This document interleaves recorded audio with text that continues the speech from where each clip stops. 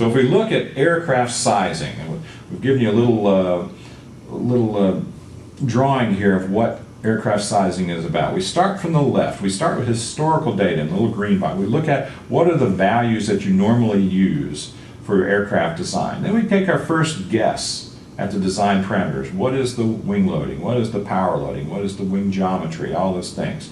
And we create our geometry. From that geometry, we do an aerodynamic analysis to estimate what the drag coefficient is of the vehicle. And then finally, a first guess at the weight of the vehicle. Then we run our mission and performance analysis to determine, we fly this vehicle and determine how much fuel it burns. Then we look at that and say, did this meet the requirements? Yes or no. If it's no, we go back, revise the design parameters, go back through the analysis, and we do this circle many times until we get a vehicle that actually is feasible, it works. And we call that a sized concept, that green box down at the bottom right-hand side. Is that the size concept is not necessarily the best one, it's simply one that is physically feasible. It actually will work. You have to do some trade studies to determine the best combination of design parameters to be able to meet the mission. So in this aircraft sizing, we look at two sides of the equation. We have on one side of the equation on the left, we have the maximum takeoff weight minus the fuel in the payload, or what we call the useful load, and that equals the empty weight. That comes from our design decisions we made on that comes from the mission analysis where we calculate the fuel. On the right side, we have our weights factor, our estimate of weight times our maximum takeoff weight. And what we do is we converge the two sides of the equation, the empty weight from the weights estimate, the right side, the empty weight from the mission analysis on the left side, and the payload is defined as the fuel being used during the flight from the mission analysis. So let's look at a design mission. And this is just one of many design missions you can have. And this is in a synthesis spreadsheet that will be made available to you through the wiki site.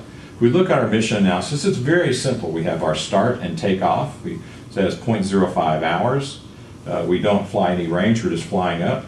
And we use a weight fractions over on the right side to determine how much fuel is used.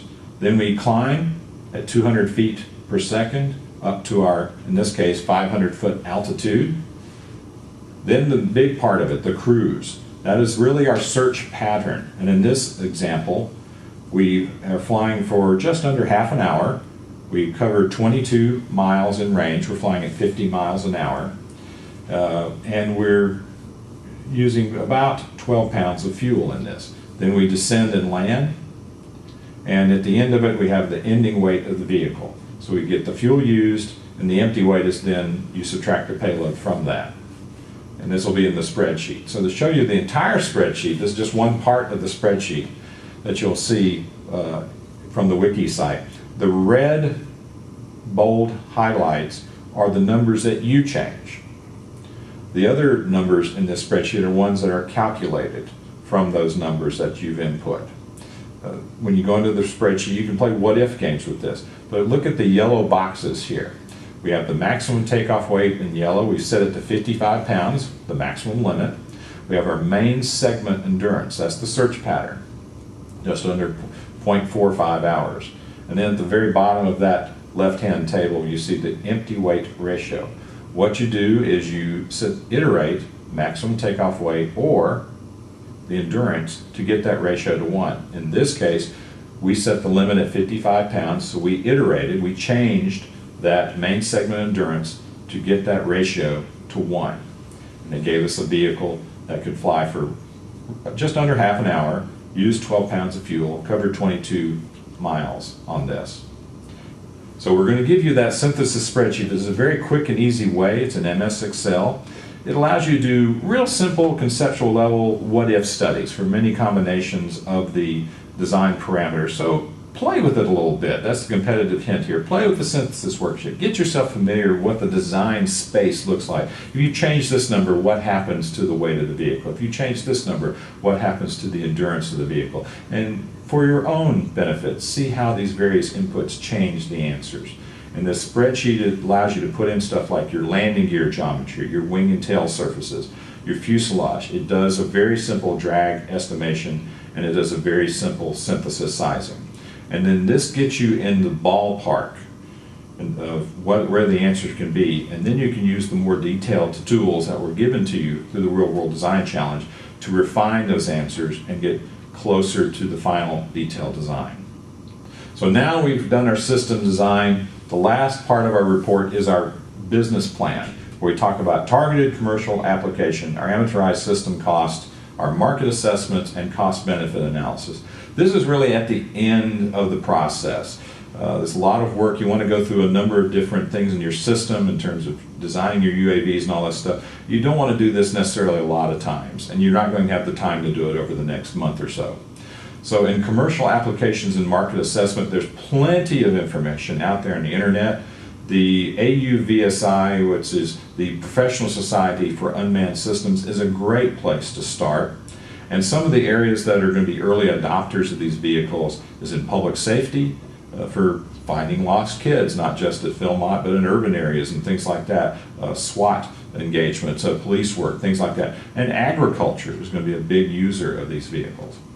When you talk about system costs, there's some very detailed instructions in the design documents that were given to you. Simply just follow the instructions in the documents. If you follow those steps in there, you will get this amortized system cost, so you can do that.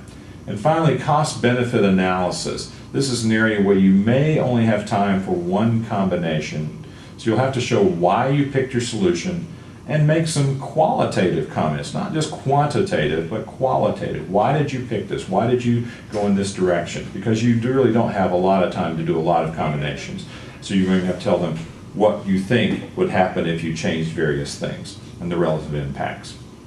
And if you have time, you do have the chance to change some of these key decisions you've made along the way to see the impact on the objective function, which remember is time to find the scout times the cost to do that.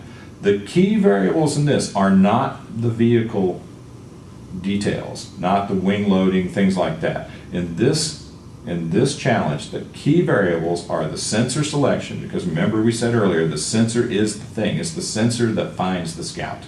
And then the number of UAVs. So those are the two key variables in all this that can really affect that objective function. So don't spend a lot of time changing the vehicle parameters around on the UAV itself.